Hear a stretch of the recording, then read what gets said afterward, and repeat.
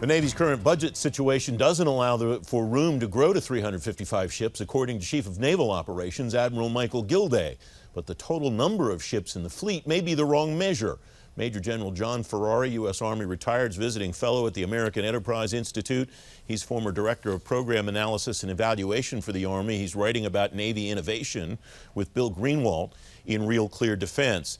General, thanks very much for coming on the program. It's great to have you here.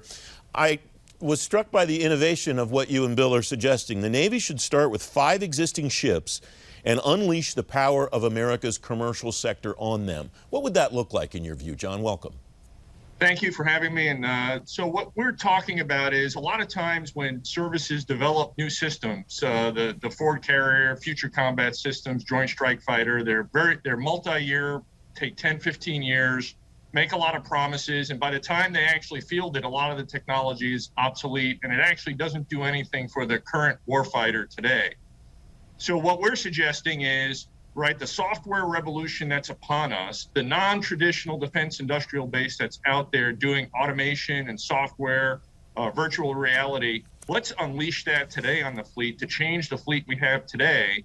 And what it would look like is to take 5 ships or so, outfit them from head to toe with 5G technology, all sorts of sensors and cameras, take the Army's individual virtual augmentation system, the IVAS system, which they've worked with Microsoft, put those on there as the operating system, and then let the software engineers work with the fleet and the sailors to unleash software and see what they can do now, not 15 years from now.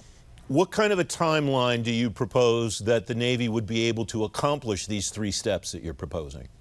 So the Army did IVAS in two plus years, right? IVAS was born on the rubble of the failed effort for the Army to develop Win-T, and it put the software engineers together with Microsoft's gaming engineers to produce these headsets that the soldiers are using and integrating into vehicles, and it's going across the Army. So the Navy, if they started now, right, could take the ships and in a short period of time, 6 months or so, outfit them and get IVAS on board and begin to innovate within 6 months with a goal of fielding new software and fielding some of this stuff into the fleet within 4 years, as opposed to a typical program which promises to deliver 10 years from now. You and Bill write, this approach minimizes the number of moving parts needed to develop AI, artificial intelligence-enabled ships. What's the benefit to the warfighter at the tip of the spear to that, General? So if you look at the Joint Strike Fighter, they have a new plane, they have new concepts, new repair parts, new engines, new software, and when you bring it all together, it doesn't really work, too many moving pieces. So the sailors are out there today, and the warfighters need systems today, and software is able to change what they're doing, and it will get them increased capability today. In the same way, the Army is driving and really changing the way the infantry operates with IVAS. The Navy can take that same playbook and run it for the sailors at the lowest level possible.